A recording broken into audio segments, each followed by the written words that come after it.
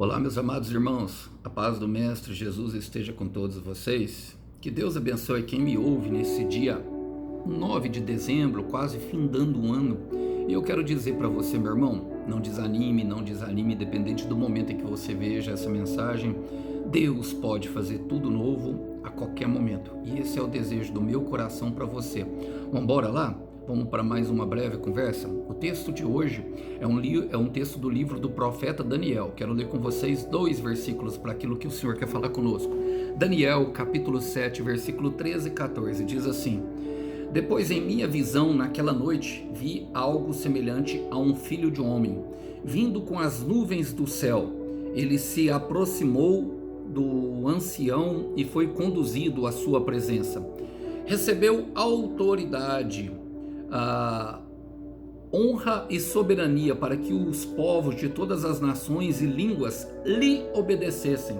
Seu domínio é eterno e não terá fim. Seu reino jamais será destruído. Glória a Deus. Irmãos, o livro do profeta Daniel, do capítulo 1 ao capítulo 6, é um livro que é histórico, que inclusive a sua semelhança ali justamente com o livro da Babilônia e que relata inclusive ali os feitos de Nabucodonosor se assemelha bastante. Mas do capítulo 7 ao capítulo 12, ele começa a ter visões proféticas, inclusive escatológicas, como essa. Não, essa aqui não é escatológica, mas se refere justamente ao Filho do Homem, como o Senhor Jesus gostava de se referir. O Filho do Homem somos nós, irmãos. Nós somos filhos de homens. Jesus é filho de Deus e ele veio para transformar os filhos dos homens em filhos de Deus. E esses versículos aqui que eu li para vocês mostram bastante sobre isso para nós, irmãos. Eu quero fazer as aplicações pertinentes a esse texto, pensando nisso. Olha, a palavra diz assim: Depois, em minha visão naquela noite, vi alguém semelhante a um filho de um homem vindo com as nuvens do céu. Irmãos, e as nuvens fala justamente daquilo que é a vontade de Deus, a presença de Deus, ela sempre se revela nas nuvens. E é impressionante, por quê? Porque as visões de Daniel acerca do presente e do futuro se davam em momentos em que ele estava parecendo que estava em trevas. Vamos ler novamente? Depois, em minha visão naquela noite, vi alguém semelhante a um filho de um homem, vindo com as nuvens do céu. Irmão, então em momentos de escuridão, será nos piores momentos da sua vida, meu irmão, será nos piores momentos da minha vida, que nós teremos uma revelação do céu. Será no momento em que as trevas se formam em nosso coração, talvez porque resolvemos obedecer, ou talvez seja por causa de nossos passos errados, não importa. Aqui Daniel estava em obediência, irmão. Jejum, oração, não importa. Não importa, mas são nesses momentos que o céu costuma trazer a resposta.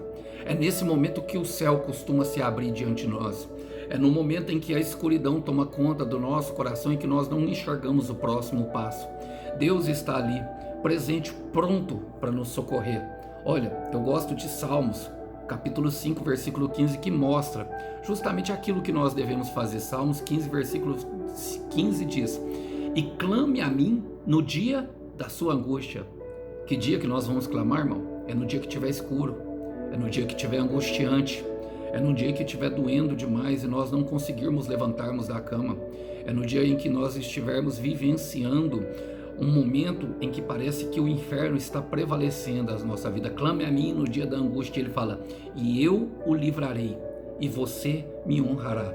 Perceba que há uma troca em uma palavra lançada. Há livramento e salvação disponíveis para aqueles que clamam, mas há também um caminho de honra ao Senhor, que também é honra a nós.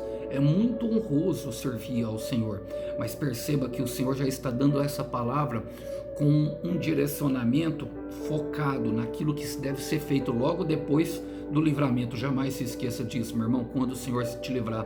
Minha irmã, jamais se esqueça disso quando o Senhor te livrar. Prometa dar honra e glória ao seu nome e ele te levantará, ele nos levantará. A palavra fala assim, ó, ele se aproximou do ancião e foi conduzido à sua presença. Toda vez que fala ancião na Bíblia, irmão, fala daquele crente que é o amadurecido espiritualmente, como é o caso de Daniel. é o presbítero da igreja. A palavra presbítero na etimologia da palavra é ancião. Eu fui ungido presbítero da igreja, irmão. E confesso a vocês que ganhei um pouquinho de maturidade no deserto. Quando eu fui ungido não tinha tanta maturidade assim. E agradeço a Deus, irmãos, pelo meu deserto. Eu louvo a Deus por ter me enviado ao deserto. Deserto na etimologia da palavra Medebar, o lugar da palavra, um lugar inóspito, que nós não queremos permanecer, mas também silencioso, que nós que somos capazes de ouvir a palavra de Deus. E é por isso que muitas vezes Deus nos coloca sozinhos, irmãos. É por isso que muitas vezes Deus te coloca sozinha, minha irmã. Porque Ele não quer influência a ninguém, para que você venha amadurecer em fé e consiga escutar a voz dEle, para que você possa sair do lugar aonde está nesse momento. Então, quanto mais maduros nós estivemos, olha, vamos ler, ele se aproxima do ancião. Ele se aproxima de quem? De um ancião. Tiago vai falar, aproximem-se de Deus e eles se aproximem. E ele se aproximará de vocês. E como que nós nos aproximamos dele, irmão? Amadurecendo espiritualmente. Mas nós seremos conduzidos à sua presença, irmão. Mais perto nós estaremos. O Senhor está perto daqueles que nele confiam. Naum, capítulo 1, versículo 7. Ó, diz, o Senhor é bom, uma torre segura ou um forte refúgio no dia da angústia. E Ele está perto daqueles que nele confiam. E a confiança, ela vem com a maturidade, irmãos. A confiança, ela de fato, ela vem justamente quando nós amadurecemos. Agora, que dia que nós amadurecemos, irmão? É no dia da angústia. Ninguém amadurece sorrindo. Eu quero repetir isso. Ninguém vai amadurecer com um sorrisinho. Não é no dia da festa, não é no dia da balada. É no dia que nós perdemos alguma coisa que é importante para nós. É no dia que escolhemos mal e por causa dos nossos passos, nós nos perguntamos se valeu a pena uma noite de prazer, trocar uma noite de prazer por um propósito que era eterno. Ou talvez num dia em que a enfermidade chegou e nos acometeu, talvez no dia que a depressão tomou conta do nosso coração, não importa, irmão. O que importa nós sabermos é que ela sempre estará ali disponível, ou nos amadurecer ou nos atrofiar. A dor tem esse poder sobre nós, irmão. Ou ela atrofia o crente, ou ela leva o crente além, expande o crente. Por quê, irmãos? Porque nós precisamos amadurecer. Em Gálatas 6:4 Paulo vai dizer que o crente, enquanto criança, nada se difere do escravo. O que quer dizer, irmão? Que ele vai ter as mesmas escolhas, que o período de escravidão se assemelha bastante. Muitas vezes nós nos perguntamos se depois de aceitar Jesus estamos realmente libertos. Estamos, irmãos, só que aqui o caminho da mente ainda traça direto ao pecado. Ele vai falar que aquele crente menino, ele não consegue fugir do pecado, então ele precisa passar pela dor, pela disciplina do Senhor. E em Gálatas 4, capítulo 6, vai dizer o seguinte, que logo depois do crente que passou por esse limiar, justamente redimir a gente do poder da lei, nós recebemos a adoção como filhos. E ele vai falar no capítulo 4, versículo 6 de Gálatas. E porque vocês são filhos, Deus enviou o Espírito de seu Filho ao coração de vocês e clama, Abba, Pai. Porque, irmão, o processo de purificação e a dádiva do céu, que é justamente o Espírito Santo, a presença de Deus que Daniel está aqui vislumbrando com o ancião, ela virá sobre nós. E o que acontece? Ele fala no versículo 7, assim você já não é mais escravo, mas filho, e por ser filho, Deus também o tornou herdeiro. Herdeiro de quê, meu irmão? Primeiro ele começa falando que é cordeiro de Cristo. As mesmas bênçãos celestiais, tudo aquilo que ele lhe prometeu, tudo aquilo que ele lhe disse lá no começo da jornada vai estar totalmente acessível. Mas isso precisa se submeter ao processo de purificação, precisa nos levar justamente a um período mais profundo no clamor, quando a dor vier. A dor, ela deve nos levar à oração, a dor deve nos levar e gerar dentro do nosso coração reflexão dos passos que nós estamos dando. E ela deve nos levar a esse lugar de desejo, de ansiar as coisas do céu.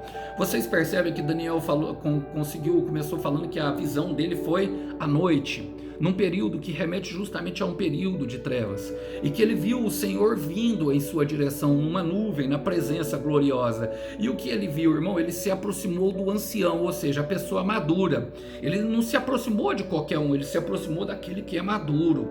E ela fala assim, e foi conduzido à sua presença. É justamente o que Paulo está nos falando. E isso que você está vivendo, meu irmão, isso que você está vivendo, meu irmão, está te direcionando justamente aquilo que será a maior experiência da sua vida. Deus tem um novo tempo para você. Então somente acalma o coração. Deixa a dor te expandir. Deixa a dor te levar ao propósito dela, a qual é definido para o crente. Porque há um tesouro escondido na dor. Não deixa ela te atrofiar, não sucumba à dor. Deixa a dor te levar ao lugar da reflexão, ao lugar do clamor, para que Deus possa fazer a obra completa. Olha, a palavra fala, recebeu, e ali vem a herança, recebeu autoridade, honra, soberania, para que os povos de todas as raças, nações e línguas lhe obedecessem. Quantas vezes, irmãos, Deus disse isso para nós e nós pensávamos que era loucura. Por quê, irmão? Por causa do nosso comportamento infantil. Mas quando nós chegamos ao lugar onde a presença está, riquezas celestiais, irmãos, estão disponíveis, estão ali para nós. Quando nós chegamos nesse lugar, irmão, as riquezas espirituais, as riquezas celestiais estarão ali, meu irmão, destinadas aos que ousam ir mais fundo. Eu quero repetir isso.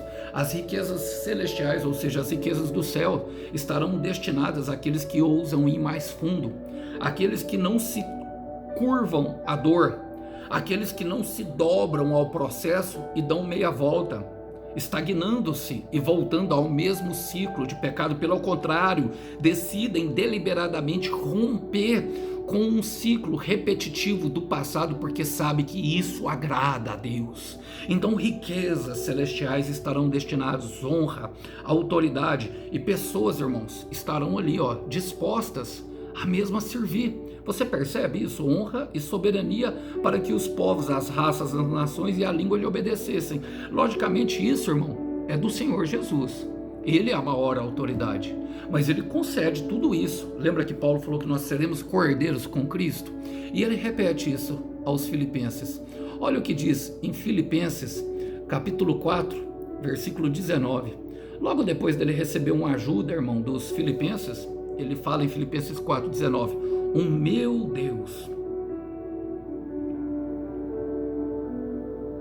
Deus suprirá todas as necessidades de vocês, de acordo com as suas gloriosas riquezas em Cristo Jesus. Quem aí está preparado, meu irmão, para ir mais fundo? Quem aí está preparado para confiar no processo? Quem aí está disposto a viver algo que outros não viveram porque simplesmente decidiram a fazer o que os outros estão fazendo? Quem aí quer renunciar para viver um propósito? Essa é a pergunta que Deus está fazendo através dessa mensagem, irmão. Dê um passo além, ande uma milha a mais. Quem anda uma milha a mais contempla lugares aonde os outros não pisaram. Quem decide ir além, quem decide viver aquilo que Deus tem nas suas mãos aquilo que os outros não têm. Olha, ouse ir mais profundo, porque Deus vai honrar a tua fé. A palavra continua falando assim, seu domínio é eterno e não terá fim. Você percebe, meu irmão, o princípio contido nessas palavras? Meu irmão, você percebe o princípio contido nessas palavras? O que Deus faz, irmão, é uma obra gigantesca. E eu quero ousar a lhe dizer e a profetizar. Receba com todo o teu coração e com todo o amor essa palavra em teu coração. O que Deus fará é além do que você imagina e pensa. Eu quero repetir, Deus vai além, meu irmão. Mas mais do que isso, quando Ele faz, é de uma vez por todas. Olha, vamos ler novamente? Seu domínio é eterno e não terá fim.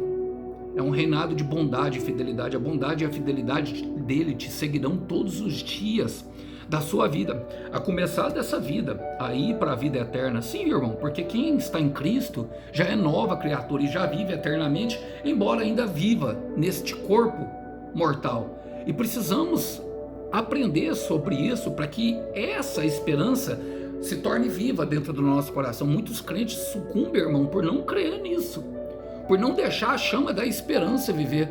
Paulo vai dizer, mais uma vez o apóstolo Paulo aos Romanos, em Romanos capítulo 6, versículo 9, fala: pois sabemos que, tendo sido ressuscitado dos mortos, Cristo não pode morrer outra vez. A morte não tem mais domínio sobre ele. O que é a morte, irmão?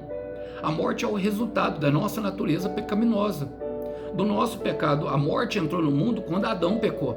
E ele fala, no versículo 10, porque morrendo, ele morreu para o pecado de uma vez por todas. Mas vivendo, vive para Deus. E esses somos nós, irmãos. Quando mergulhamos na água do batismo e decidimos emergir de fé em fé e de glória em glória naquilo que é a superioridade do Filho. Então, quando ele fizer, irmão, ele vai dissipar todo o mal. Paulo vai terminar a carta aos Romanos dizendo, em Romanos capítulo 16, versículo 20, e em breve o Deus da paz esmagará Satanás debaixo dos seus pés. E é para isso, irmão, que Deus te escolheu, para te usar. Para isso ele precisa de um só, dentro de uma casa.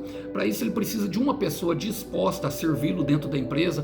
Para isso ele precisa de uma pessoa só, irmão, que esteja com um coração totalmente voltado a ele, que deseja agradar a ele, que deseja viver a grandeza do rei. Você quer viver a grandeza do rei, meu irmão? Então se entregue profundamente no Espírito para que venha, meu irmão, sabe, florescer isso que ele tem implantado dentro do teu coração. Saiba que quando acabar, sabe, vai acabar de uma vez por todas. E eu quero te dizer, guarde essa palavra no teu coração. Tá doendo agora, eu sei, tá doendo muito o processo, mas vai doer agora para nunca mais doer. Vai ser de uma vez por todas. E eu quero terminar porque ele diz, seu reino jamais será destruído. Nós sabemos, irmão, nós sabemos, minha irmã, que o governo de Satanás, como Jesus disse em João 10:10, que o ladrão veio para matar, roubar e destruir. E ele veio para ter vida e vida em plenitude. Então nós podemos saber que aquilo que Deus está fazendo agora é uma construção. Porque se o ladrão veio para roubar, Jesus veio para doar. Se o ladrão veio para destruir, Jesus veio para construir. E se o ladrão veio para roubar, matar e destruir e matar, se ele veio para matar, Jesus veio para vivificar, irmão. Então guarde essa palavra no seu coração, porque é um governo, quando ele diz aqui, ó, jamais será destruído, é que não poderá ser abalado. Não está querendo dizer, nesse mundo aqui, nós teremos aflições ainda, irmão. O que quer dizer? Que você ficará de pé diante da aflição sem que ela te envergue novamente. Ele te fará forte outra vez, e uma força que não poderá ser arrancada de você. Um governo que não pode ser abalado. Eu quero terminar com vocês com um versículo que está em Isaías, capítulo 28, versículo 16, mais uma palavra para guardar no profundo do coração. Isaías 26, 16 diz, por isso diz o soberano.